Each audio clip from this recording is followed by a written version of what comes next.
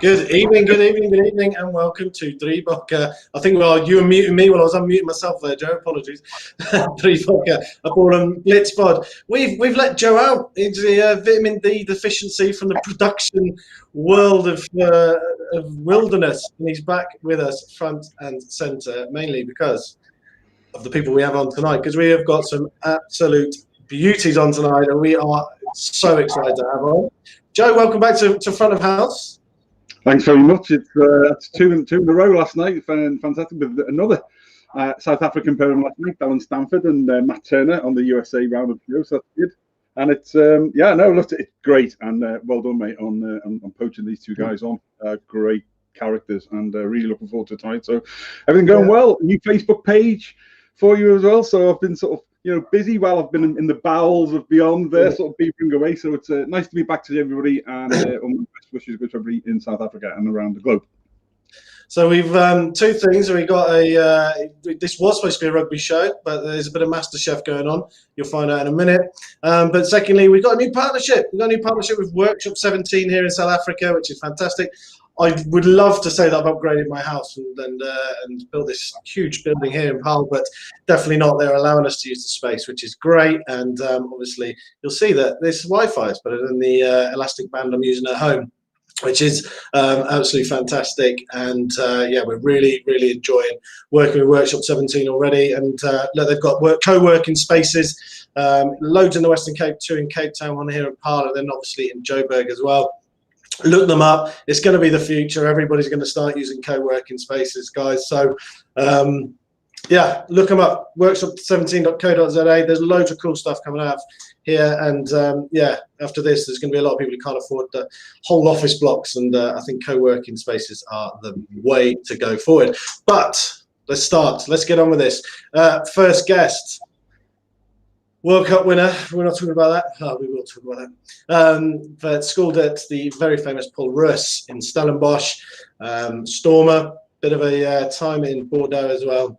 Springbok, and now World Cup winner. It's a real pleasure to have him on tonight. Stephen Kitsoff.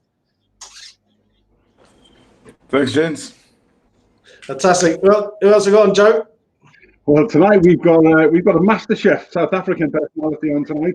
He dabbles a little bit on to believe in rugby. He plays for the Stormers as well, and so there's another link over with Western Province. Every day is a school day for Big Joe Shep here, but everybody seems to be from the Western Province side, and so that's really good. So hope Anton's watching tonight. But this man is currently cooking away. He's a hooker, and he inspired me because he had the life-threatening illness that he came back from. We've got him into the kitchen now. He's a hooker. He's been capped 36 times, I think, for South Africa for the Springboks. He scored 35 points. No mean feat for a front rower. We love the front rowers. But I want to tell you there was a proper. Please welcome to the show, Bongi Mlambi. Hey guys, It's so good. Sorry about this. Yeah. So good. Right, guys. Since the last show, we've obviously had some bad news here in South Africa on the rugby front. So since the last show, we've lost Kwanda Mtunja, who is just, if you've never watched any of his commentary, it is your loss. Get on YouTube and look at it. That is a true rugby man, a true passion. I'll even say it, the World Cup final stuff was absolutely amazing. But anytime the Sharks score, he loved them as well. And obviously we lost Paul Dobson as well, who is really important to South African rugby and Western Province rugby, and obviously the father of John Dobson, who coaches obviously Stephen and Bongi at the moment at Western Province and the Stormers. So, guys, with all due respect, could we please just have a moment's silence for our lost colleagues?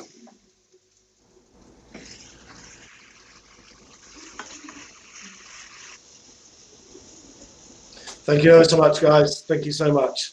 Guys, right, let's start in the background. Let's pretend nobody here knows you. Obviously they do. But while Bongi's trying not to cook, trying not to burn his lamb. Stephen, when did your passion for rugby start? Talk us through your journey all the way up to being a World Cup winner quickly. Yeah, I think it started at a very young age. Playing touch rugby with my dad and his mates in the backyard, and then going to primary school. They always said I always had a rugby ball in my hand, so I think the love of the game started at a young age, watching passionately every Saturday, watching rugby on TV. And I think it just grew from there. Always the biggest kid at school as well, so could score the runaway tries, and just loved it, every moment of it. Awesome. Chef, how you getting on there? Can you hear us? No. Bongi, how you doing? How's the lamb coming? It's coming along very well. It's coming along very well. We'll leave it for a second. I think we'll move on to let's start with last November, Joe. Hey. Yeah, absolutely. Highlight really of most people's lives, and then some. I know Andrew was quoted actually on a live show, one of our pre-World Cup shows last year, saying that he didn't think New Zealand would win. It would be between South Africa and England. I actually said it was going to be South Africa, so actually one better, because I've been a big Rassie fan and I've followed him since he's been at Munster. And there was just some things about, you could see that the way that South Africa was sort of going and building up towards. But you get to last there, and it's such a huge high, and then you had what almost has been a 6-month road tour, which then led into the current situation. How do you go from such a high, and then afterwards, and still keeping your mental and physical levels, and then all the tours and go meet the people, and then you hit COVID? Stephen, take us through first. What was it like there, and then what was the journey that you've been through in really sort of that last period? Yeah, I think the build up to the whole World Cup, all the preparation and sacrifice that went into winning that campaign was incredible.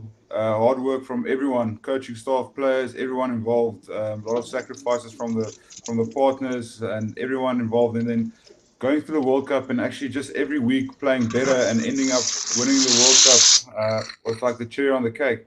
And then from there, coming back to South Africa and having that 2-week or 3-week bus tour where we just celebrate and see the people and just see the joy on their faces, was just building on that joy that came from the World Cup and playing such incredible rugby, and then having a short break over December, and then almost going back to the Stormers and just after the break almost cooled down a bit and then back into action. So then started preparing for Super Rugby.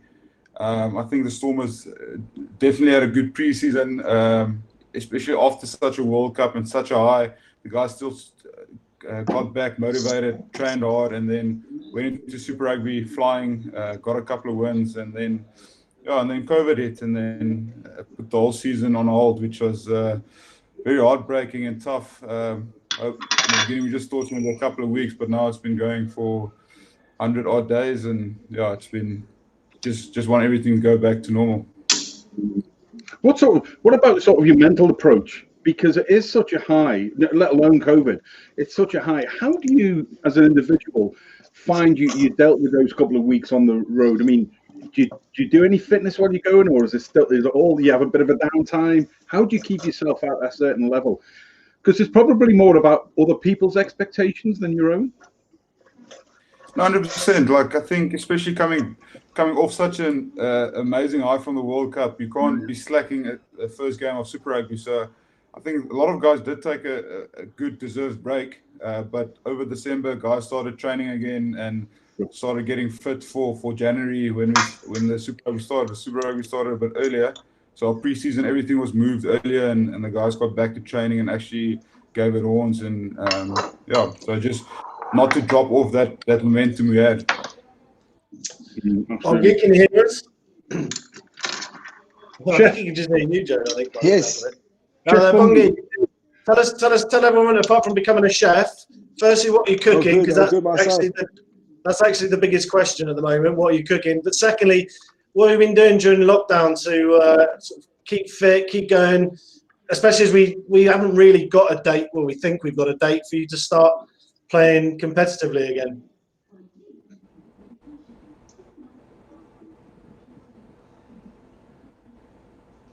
I'm not sure you can hear us. Can you hear us, Bongi? Bongi, hear me, mate? Yeah, I can hear you. Yeah, okay. It might be Andy that you're having trouble with. I haven't muted them off, I promise. Yeah, Bongi, tell us. Yeah, okay. But Bongi, give everybody, first of all, everybody wants to know, what are you cooking? That's the most important thing tonight. What's for dinner, brother? For dinner is a bit of roasted lamb with some carrots and some beetroots. Oh, man, honestly, one day I promise people, one day we'll have scratch and sniff and you'll be able to get it coming through to you. But until then, we have to take it as Bunga. We started off by tell everybody, because obviously this is going out global. Tell everybody a little bit about yourself, where you're from, and how you journey into rugby. Oh, well, I'm from a small town in South Africa called Bethlehem in the Free State. So yeah, I went there. Obviously, grew up there. My parents are still there at the moment. But yeah, I left at the age of 16, and I got offered a schoolboy contract through the Bulls at St Albans College. And yeah, I think that's where I started taking my rugby seriously. Because I mean, St Albans College is not a traditional rugby school, but obviously knowing that I got brought there by the Bulls, I obviously had to make the most out of the opportunity that I got. Because I know a lot was going on in Bethlehem. I mean, Bethlehem, not much happens there. So for me, it was an opportunity to get out and start making a living out of something that I'm passionate about. And so yeah, rugby came along and was my breakthrough. And then I saw it as a massive opportunity, obviously. And yeah, I think I made the most out of it, and I believe that I'm still making the most out of it. So yeah, I grew up in the Free State, moved to Pretoria, and then I left the Bulls in 2014. Yeah, end of 2014. And I moved down to Cape Town, and yeah, this is where I'm still enjoying my rugby. Absolutely. We're going to come on to Newlands later, because I've been following the stories that's going through, and I feel as though I'm almost an honorary member of Western Province, and and everything that's been going on there now. In fact, actually, you can't see because there's photos in the studio, but I've got sort of the old Newlands Stadium in the background there. But okay, awesome. Same for you, mate. From the high of the World Cup. And then Steve said you got the couple of weeks where you're sort of you're doing the traveling around and the victory tour, which just awesome. But how do you keep your mental and physical approach through that? And then you sort of bit of preseason training into COVID. How do you as an individual manage those sort of highs and lows? Yeah, obviously coming back to Africa with the World Cup was a massive high. I mean, we went on for like a few good weeks after that, but then obviously you get back to reality. My wife helped a lot with that to bring me back to reality and bring it down to earth. So I think we all needed that at a stage. So yeah, I think obviously knowing that, listen, the World Cup is done and over, and if you really want to play for the next one, you really are going to have to start training. And I mean, we got back obviously with our preseason with the Stormers towards the middle of December, or towards the end of November to the middle of December. So obviously they started working on us then, and then obviously COVID this year. But before that, we played the Hurricanes, our first game on Newlands, and we won them very well. But obviously there was a lot of work done before that, and I mean it was the first game of the season, and I mean none of us were close to where we wanted to be.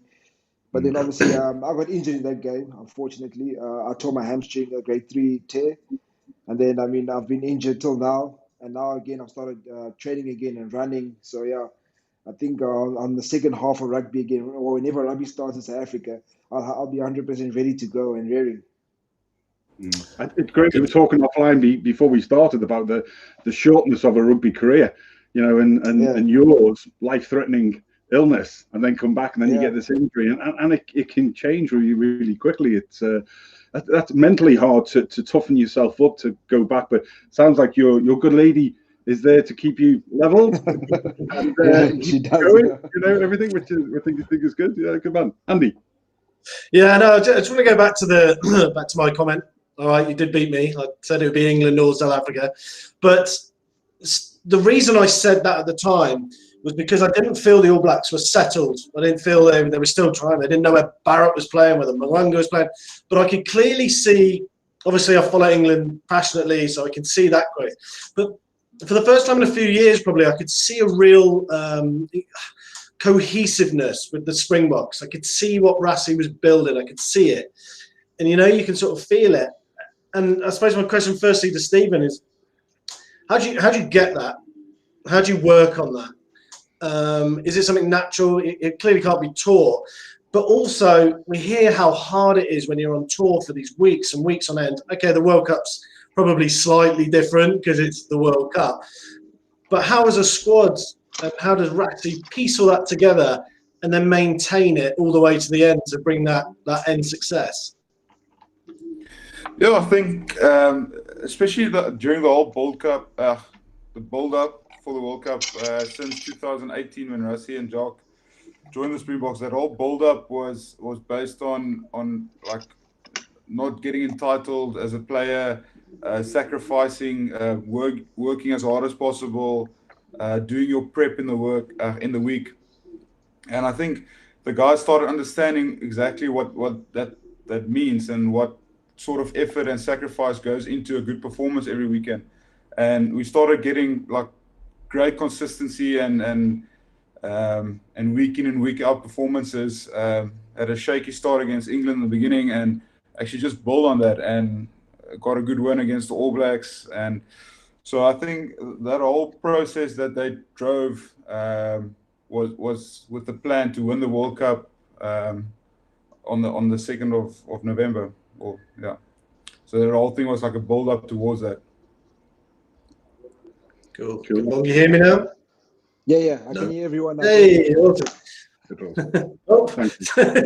Is it the question, Bongi, is how does it feel to be part of such a cohesive unit that you come together from all over the world now, South African players, where they're playing, and then you come together, and I get it's a 4-year journey. It's always everyone talks about the 4-year journey, but how does it feel to be part of something so special, knowing, because obviously you believe you're going to win the World Cup, you wouldn't go otherwise. But like as 35 plus the management, how important is every single person? So down to the physios, down to the people doing the analysis, but also just having that many people together for so long. It must be an awesome feeling when you're all pulling in the right direction. No, 100%. It was very an amazing feeling. But credit to the way Rassie and Jog Nidova actually set everything up. And I mean, before the World Cup, all the alignment camps that we had as a team, and I mean, Rassie and Jog actually made the effort to go to each and every union all around the province in South Africa and actually make sure that all the players were aligned in the same plan.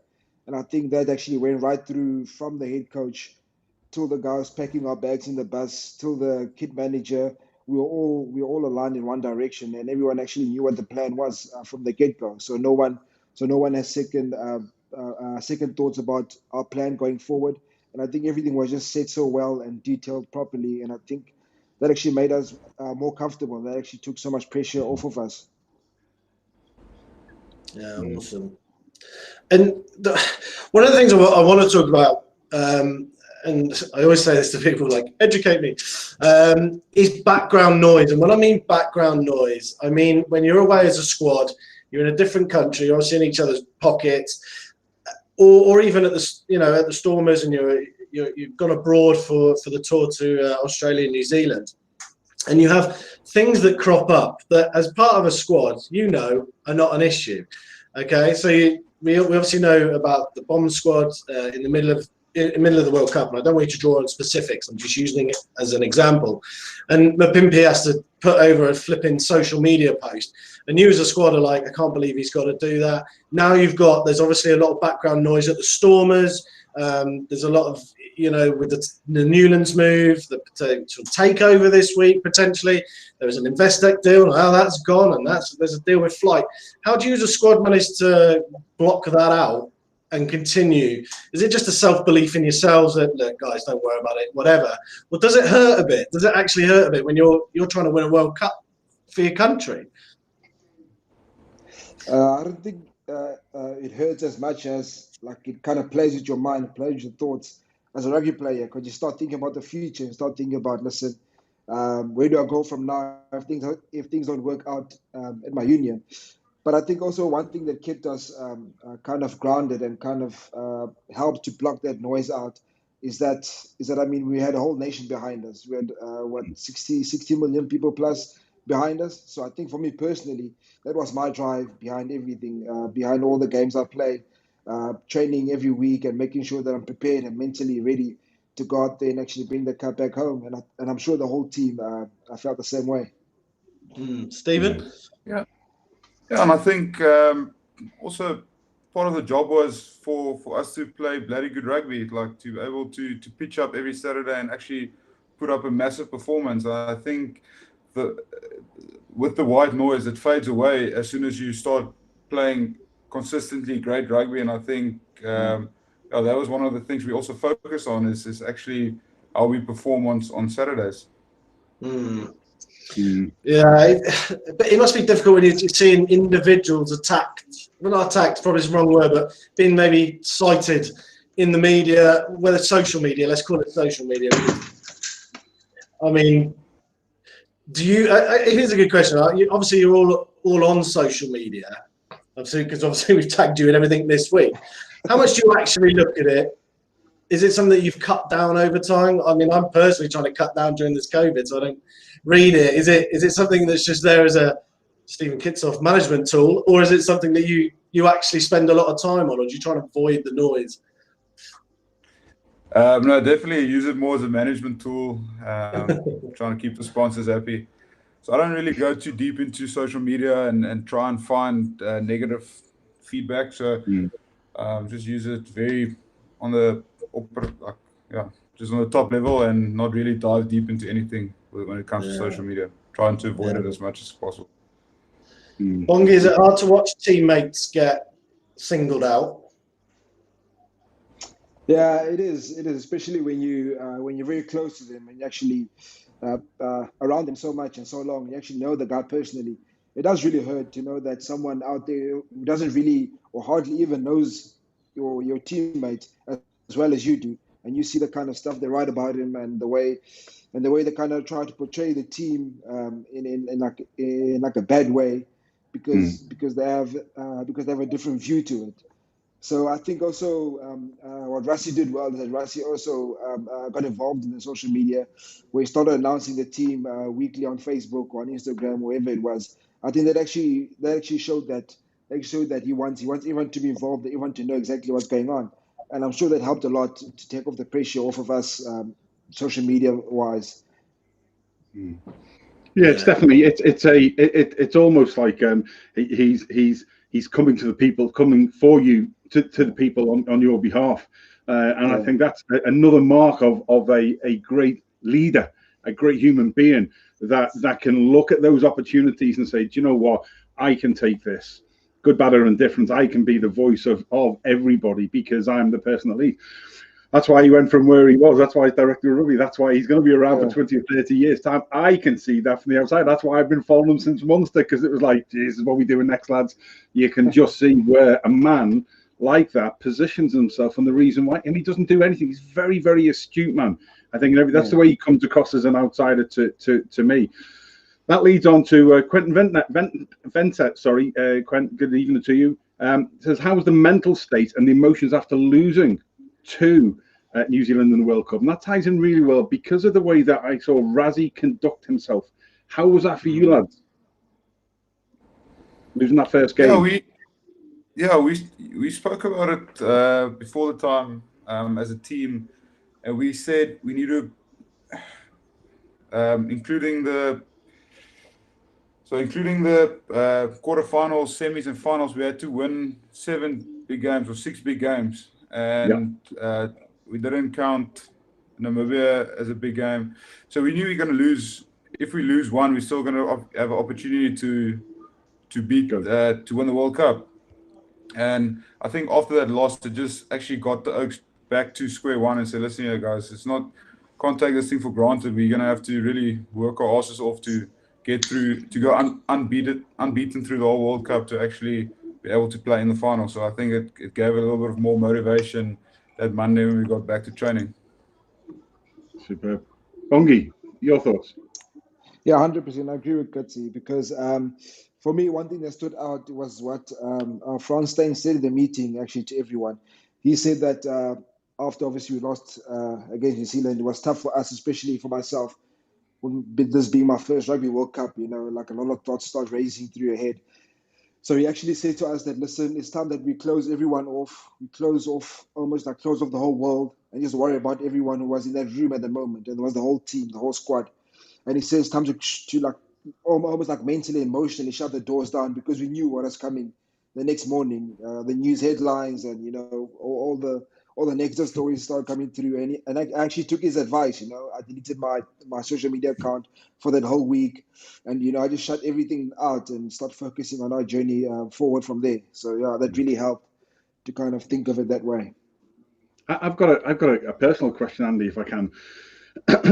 So you two, good friends, you play together. How does that really carry itself forward to elite test level? It's not just playing in the same team. You're man next to each other. How do you two find that? Are you quite synced into better than maybe if you were with different franchises and coming together in the test side? Yeah, so me and Bongi have been playing together for a while now, and I think we start understanding each other's. We do. Bongi is super talented, and I know exactly what he does in the scrum. So I know how to work with him to get the best results, and I think it's vice versa. So I think just with years of experience and actually friendship and caring about each other, those experiences grow, and then you just become better as a unit, which Stormers actually have been able to do the last couple of years, is keep the same front row for long periods of time and actually build on that combination of players, which is great. Brilliant. Bongi, how do you find being with the big fella? No, listen, sometimes it works on my nerves, but most of the time he's actually the kind of guy I'd rather have next to me in the scrum than anyone else. And yeah, I mean, I agree with him 100%. He is. It does really help when you Sure. both come from the same union, and like you've played so many games with each other, and then you head off into the international squad. It does really make it easier, especially for the coaches, to know that, listen, these guys work together at the unions, and obviously they'll perform better when they come to the national squad. So yeah, it does really help a lot, and it makes a massive difference once you get up there. Brilliant. Good stuff, man. Good stuff. Right, let's move domestically. Stormers. Obviously, you're doing very well in Super Rugby. Some great results. Didn't concede a point for the first two. Firstly, emotionally, leaving Newlands behind at some point, heartbreaking. First memories of Newlands, and how do you feel about the move? Obviously, I know you're going to a world-class stadium, but there's always going to be a bit of heart at Newlands, isn't there? How you personally feeling, how the squad feeling about leaving Newlands? Yeah, definitely very heartbreaking. I think so many memories rushing through my head, thinking of that old lady. But one of the first memories I have of Newlands is actually playing under-9 rugby bare feet, just in the 22 area of Newlands in primary school. So that was I was 106, Bongi. Lightweight.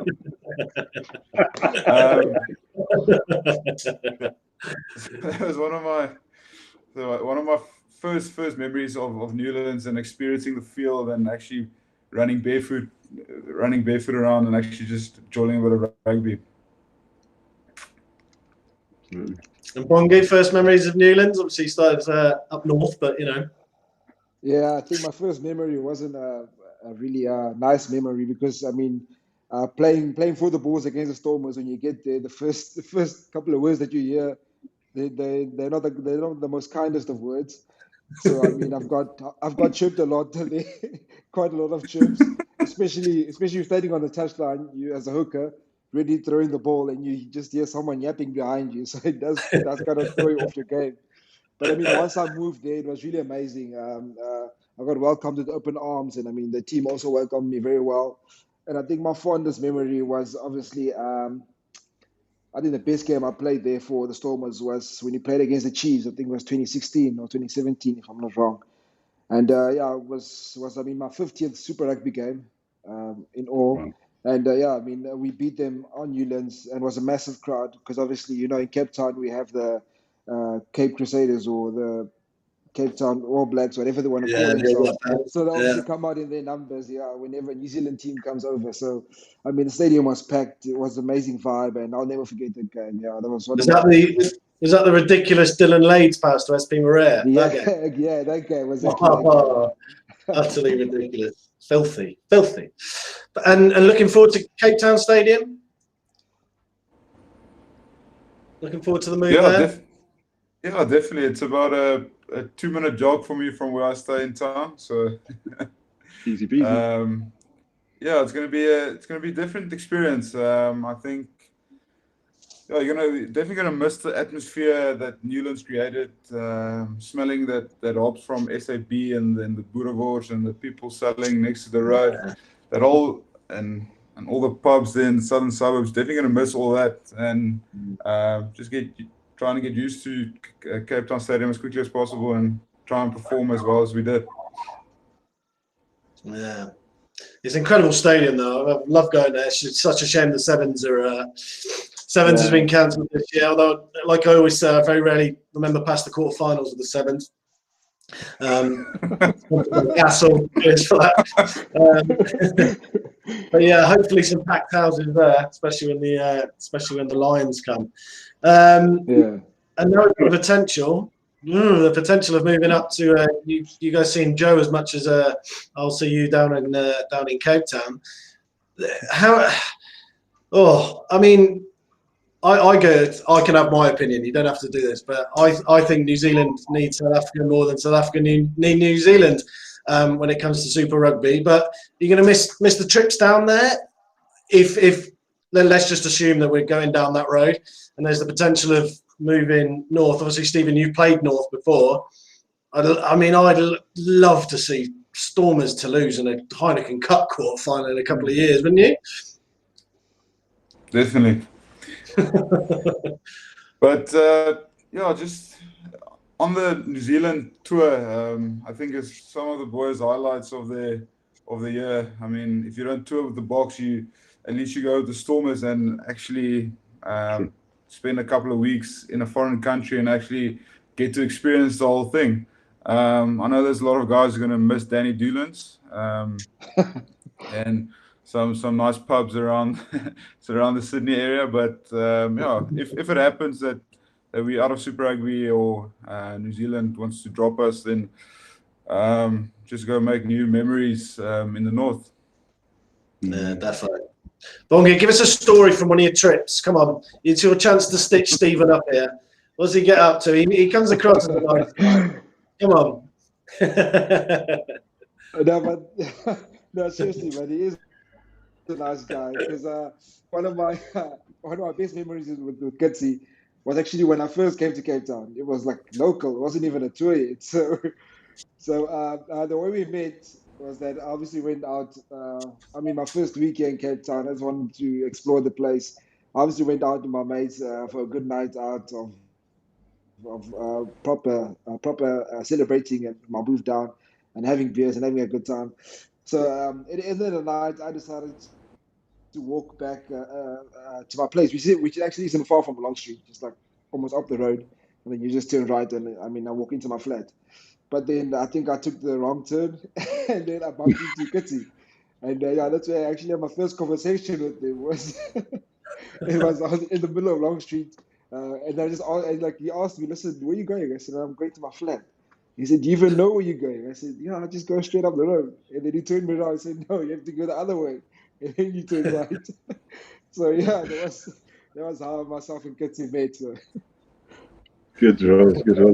Listen, lads, you got to remember, you got to each when Newlands goes, you've got to take a small piece of turf with you that you encase in that's that you keep as a memory forever. Because as you get older and you get to something my age, those small things that will no longer be there when it's a housing estate or something else in the future. Look back, but you need to take another piece for me. So when you come up and play in the Pro 14 or Pro 18 or Pro 20 and the European, you can meet up and we'll tell you some good bits of Guinness in Dublin, and we'll have a bit of a lash up there as well. That sounds amazing. Nice. Joe, what's the feeling in Ireland at the moment that this could happen? Excuse me, a bit 50-50, to be honest. I mean, it's been talked about that there'd be another two teams coming for a while. Personally, I've been a big fan of both the Kings and the Cheetahs coming. I think it was thrown together quickly, but I understood why it was. One team was clearly better than the other. I sit in both of their fan groups as well. I've really enjoyed watching them both play. And I think offensively, far, far better than the defensively. The results, a lot of the times, don't belie the, it's easy to say, won this few, lost a whole pile. But actually, the tries that they've scored, the Cheetahs are absolutely outstanding. I just think it's fab. And I think the offensive Southern Hemisphere style open play that they've brought up has been fab. I was up with Martin Buggy, one of our mates from Leinster, and a torrential day earlier on the season at the RDS at Leinster when the Cheetahs were there, and we whopped them. But they scored 2 brilliant tries, and I mean, it was like how the game wasn't called off. But they kept going and the 2 tries to score were well executed, and they never gave up for the whole of the 80 minutes. So in the end, can't even remember what it was now, 50 odd, 17 or something. It didn't belie how well they played. And I think if the teams can sort of tie up a little bit more defensively, then they're going to be in a totally different position. From a former forward perspective, I think it's fab. It really is. So for us here, we'd welcome some more teams coming in. I personally think it's the way to go. It's just the mechanics and the logistics of how you do it away from your families for a period of time. But I think if anything, of course, everybody wants to play against New Zealand or Australia, whatever. But I think the times have changed, and I think the time is probably right now, if you're going to move in the next 12 months, because I think the next 12 months we will stay local, then global. So the same as New Zealand have done, it's regional, but that's local. Dan Carter playing for Southbridge, you'll have some of your Stormers guys playing for the Western Province and things. We're going to have more of that layered system back up because some regions are going to be hit and are getting hit with phase 2. So we're going to do this local bit, then global. So I think the next 12 months will be pretty steady. And then I think for 21, 22, we'll then look at maybe the move up north. And I think if the franchise teams come north, I think the Springboks will come north as well. That's my personal view. Interesting. All right, guys, before we move on to next year, the big one, guys, you've got 2 World Cup winners here. Send some questions. I'm even going to entertain Pierre's question now that he dropped us a minute ago. Is that the time I've got to go? I'm getting Steve. How much did the England pack start panicking? Can you actually physically see that on the pitch? That's a good question, to be fair. Can you see it in the whites of their eyes when you scrum them to pieces in that final? I just want to point out there was a couple of scrums there that should have been 50 feet. Stephen, your elbow hit the deck first on one of them. You got pinged for. So, wow. Let me get this off my chest, okay, right? So Jerome Garza is public enemy number 1 beforehand. Probably got the freedom of Cape Town now. But anyway, go on, move on, answer the question. I've just muted him. That's the power of being the producer and a host. I've just muted him. So we'll have none of this English anti-Springbok rhetoric anymore from him. There we go. I think with the scrum performance, Beast, Bongi, France, they made magic, especially in the beginning. I think poor Dan Coles had a nightmare. And we could actually, after that first couple of scrums in the first half and actually just milking penalties left, right and centre, coming on off the bench was just so much fun, like just playing and knowing, scrumming them at will. I know we had that one slip where Joe Mahler had a bit of brilliance and actually got that one penalty, but it was actually a lot of fun. It's like felt like a good training session, especially at scrum time. Not the rest of the game, just that scrum. Not my words. Okay, your smile's telling me a whole story here.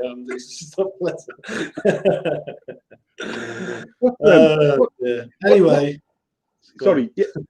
From it, we've gone from when I started playing years ago, where forwards did a certain thing, and I got fined in my second ever game for kicking the ball because I saw somebody did it and everybody applauded them. I thought that was great, but not as a forward apparently, no. But now, obviously, Bongi, I've seen you running. There's a certain Sean Cronin at Leinster who likes to go on the little runs, and you remind me a lot of him. It's fab. I mean, 35 points, I think, is it, in 36 tests? Fair play to you for a hooker, mate. Where would you have played though? If you weren't a prop, if you weren't a hooker, where else in the side would you like to have played in rugby, and why? Bongi, start me off. I actually, funny enough, I actually played a couple of games for my first team, St Albans College. I played a couple of games at six flank. I mean, 3 or 4 games or so, and I enjoyed it because obviously it was the running, and obviously from the scrum you get to make the first hit, or you get stuck into the first ruck. So I actually played a few games there, and then obviously I got moved to hooker. Yeah, so I think six flank will work for me. But you enjoy your runs. It's good. He just needs to work on his poaching technique. What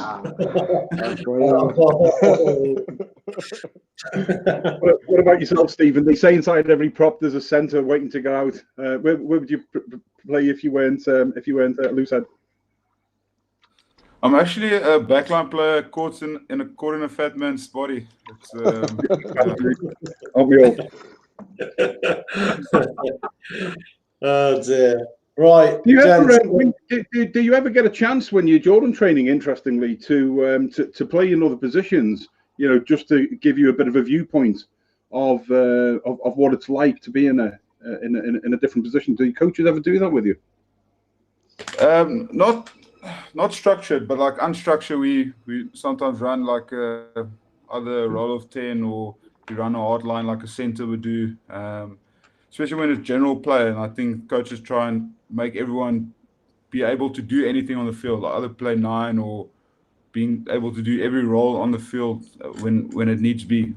If a game opens up completely and you have to be able to run a line of 10, or you have to be able to distribute from first set of hands, then he does give us those scenarios. Does he also highlight when you're in the flipping way as well? Yeah. That's when they shout duck.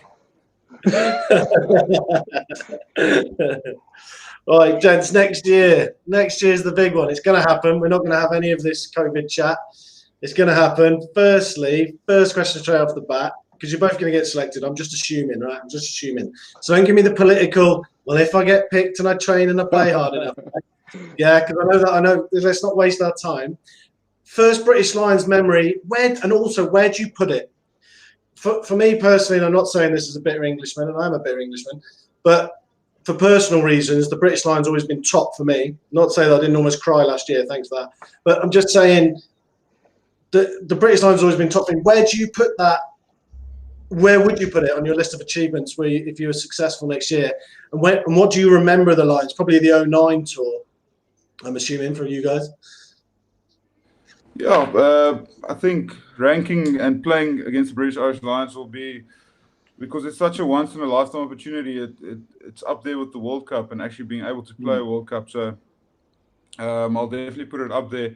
And one of my first memories is British Irish Lions versus Stormers at Newlands, or Province at Newlands. And I can't remember his name, but the 8th man with the long blonde hair made that tackle on Dwayne. It was like a bone-crunching tackle in the 22. Is that Andy Powell? Yeah, it's Powell. Yeah, Andy Powell. You heard the slap. Yeah. So, geez, and yeah, I was grade 11 that year, and it was it's unbelievable to just watch a game like that and see the guys go flat out at each other. Bongi, excited for the British and Irish Lions. Apologies, Joe, bad habit. Joe Lyons, that is. Excited for the British and Irish Lions coming over next year? No, 100%. Very much excited, because I mean, as Kitty said, it's way up there with the World Cup. Those kind of achievements. And I think, wow, man, it only comes like once in a lifetime, and you have to make the most out of it. And I think, memory-wise, it was definitely when Beast started start demolishing in the scrums and actually owning the Lions scrums. That for me was like almost like the best highlights out of all of it. Why did I start Just this seeing project? So, yeah, That was Phil Vickery as well. That was an Englishman. Yeah, I think, wow, man, I'm really excited for it, and yeah, Yeah, no, actually, the sea of red coming over is something we are definitely looking forward to. Definitely. Yeah, we do. I'm just going to throw that up there from Joe Lyons. Joe Lyons, well done. I was going to let him get away with it while we were live, but he has apologised. So, Joe Lyons, got a meal of my hugget, I guess. There you go. Thanks very much for that, British and Irish Lions. Yeah, I'm really looking forward to it because obviously one of my heroes is Ty Furlong, and he'll be, you know, a bit of an opposition, fab player and big fan of yourself. So seeing that together is going to be really good. How do you? I mean, obviously, you've really got real quality and depth on the front row, but how do you think missing a beast, how does that affect bringing, you know, another player in full time? It goes back to the question I think before, where the two of you are very, very synced clearly, but somebody else coming into the front row to replace her, because I mean, Beast was just an exceptional person, an exceptional player. To replace that, obviously the person's going to be good, but how do you sort of deal with that yourself from the front row at such a high level? Yeah, I think Beast is an incredible rugby player, and he brought a lot of experience, and he actually became like a mentor, especially for myself in the early stage of my Springbok career. And he's truly going to be missed, but it gives a nice opportunity to the next guy like Lizo or Ox or Dylan Smith. Give those Oaks opportunity to actually be able to play for the Springboks and actually put their stamp down on a possibly a massive international career as well. Yeah, absolutely. Bongi, how do you find it when with transition plays coming in? Sorry, repeat that again. How do you find it with sort of you know, when you lose something like, you know, Beast at that sort of level in the front row? How do you find it with a transition and sort of play coming in? Bearing in mind how used you are to playing with Stephen. Yeah, I think it does really create opportunities for other players to come through. I mean, myself also, I was playing behind Adrian Strauss. You know, you got guys like Bismarck also, who, I mean, legends of the Bok jersey and representing the Springboks. I think for me, as Kitty said, you know, it's like an opportunity that you must really take up seriously, and your chance to actually make that jersey your own and actually put your stamp down as an upcoming Springbok hooker and actually make it legendary like Beast himself and like Bismarck and like the Adrian Strausses. So yeah, it is a massive opportunity. It is a challenge in itself because I mean you have to obviously get used to scrumming to the next to the guy and actually get used to the way he wants to scrum and actually start working together as a unit, which happens over a long period of time. It doesn't happen overnight. So yeah. Absolutely. Well, we've got another St. Albans old boy, Springbok number 665, if I remember rightly. Might have been 667. Can't remember. I know it's definitely not 666 anyway. Dan Fonsale. Good to have another St. Albans old boy on the show. He's saying there, Dan, you're always welcome, mate, and thank you for all you're doing at the academy and for aspiring kids elsewhere. What else have we got? Joe Lyons, we've got a question. Where are we, Joe? Will there be limited subs come Lions? Great question. And if so, how do lads think that's going to have a balance? I'd be leaning towards Lions if it's limited subs. Yeah, there's this proposal where we're going to cut back on the numbers of subs, bench people, finishers, whatever you want to call them. But what are your thoughts on that, Stephen? Start us off. If we cut back on the number of people on the bench, substitutes, do you think that has a these boys are going to have to get fitter. That's what they're worried about. Yeah, we're almost going back to the days of the 80s and 70s where actually, you know, most props did 80 minutes. You know, most plays did 80 minutes. And the subs were used if there was an injury. So, Steve, what's your thoughts on that, mate? If they do come back, yeah, I think going back to Andy's comment now, like guys do get tired on the field, and that actually slows the game down a lot. But like I think the Blokes, especially in the World Cup, used the bench, the bomb squad, exceptionally well, and it takes away that opportunity to actually go flat box for 50 minutes and actually getting the guy on the off from the bench, and actually he can go hard as well, and actually keeps the intensity of the game very high. And I think, as you said, games are going to become more sluggish, and if everyone has to play 80 minutes and you're only going to be subbed if you're injured, so it's going to have an effect on the game and how guys prepare for game and how they actually play and reserve energy. Because if you have to play 80 minutes, myself, 120 kilos, trying to survive for 80 minutes is going to become a long day. Absolutely, yeah. Pongi, what about yourself? 80-minute man? Not as many runs in the game, possibly for you?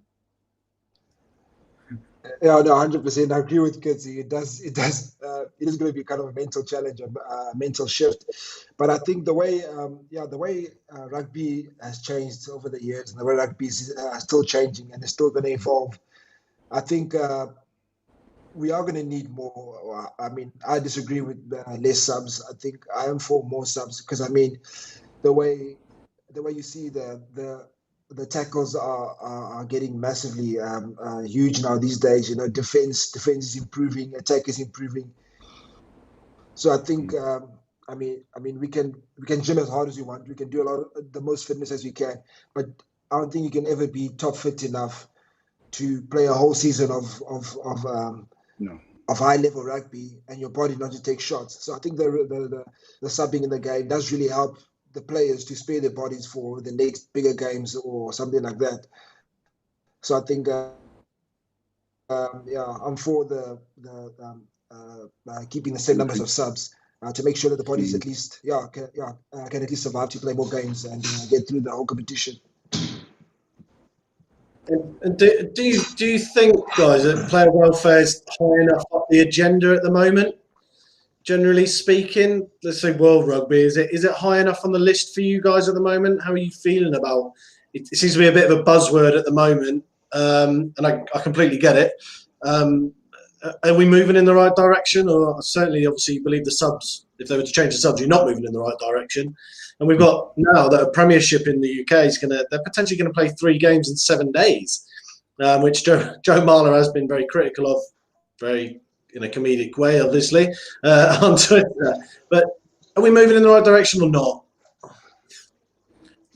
I think player welfare has gone a long way, I think, since the 90s and early 2000s when it comes to like head injury assessments and actually player wellness and being able to play.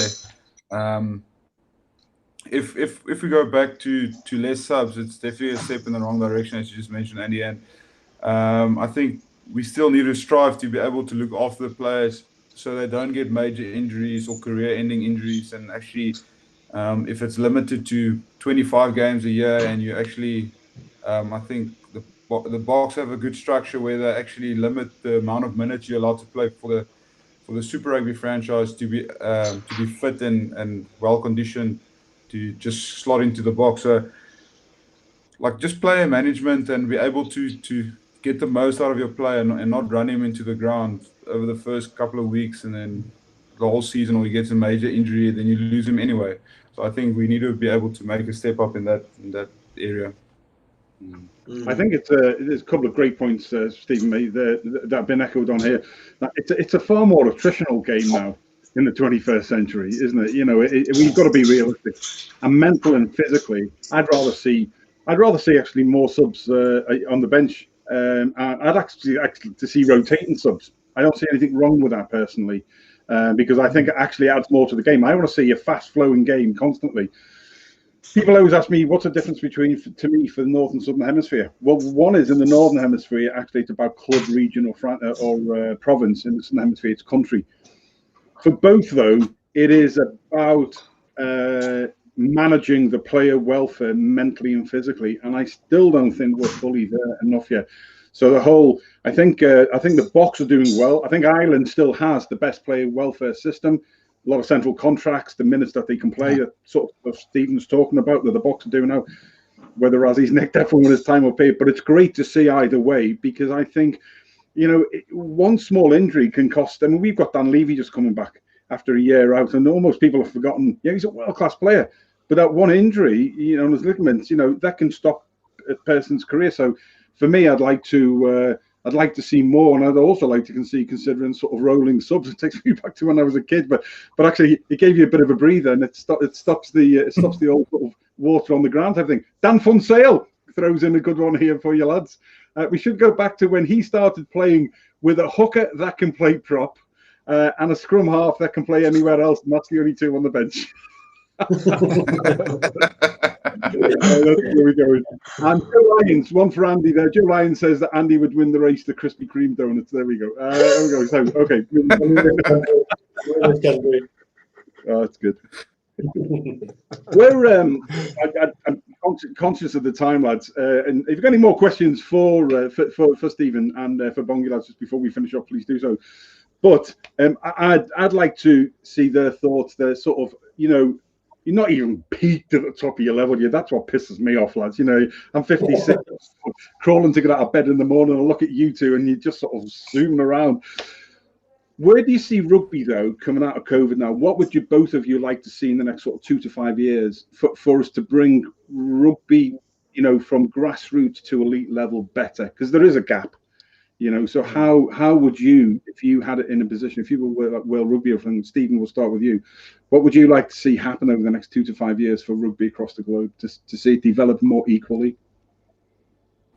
Yeah, I think, especially in South Africa, I would like to see more player development, like where it comes, not just in the rugby aspect, but we spoke about it a bit earlier, but like also in their personal lives, and actually be able to look after their finances and be able to go from rugby into almost into a normal life, if you can put it like that, and just being able to develop as humans and as a good bloke, being able to play rugby for most of your life, and then be able to transition from that into the working life, if I can put it like that.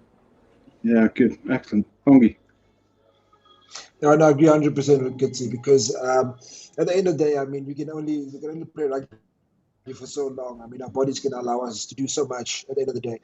And I think we have to really start looking for what happens after that, you know. Obviously, start actually with the juniors. I mean, start from matrics, from under 18s. Start there, start developing them there, telling them, listen, rugby is not forever. Rugby does have an ending, and after that, normal life goes on. So I think for us to actually start thinking further than just being a rugby player, you know, start thinking what happens after rugby. What is my plan for after rugby? And obviously, I mean, that does go a very long way when you start the players very young. Start getting them to think about life more seriously, and not just thinking that it's all about rugby and 80 minutes on the weekend, and then the rest of it take care of itself. Yeah, absolutely. Thanks, guys. Andy. Yeah, no, I think we're almost at an hour, which always breaks my heart, especially when we're having cracking rugby chat with two guys such as this. And guys, thank you so much for giving up your time this evening. Bongi, I hope your lamb's not ruined, mate. I'm worried about that. Gosh, it's not pink anymore. But no, thanks so much for coming on, guys. Amazing insight into. I suppose I should say congratulations on last year, but the British and Irish Lions are coming. There's a lot of people wanting revenge, Welsh and English, as well as the rest of us. But no, congratulations on last year. Thanks so much for giving up your time this evening. Best luck in the future. I will definitely be seeing you at the Cape Town Stadium when you move there.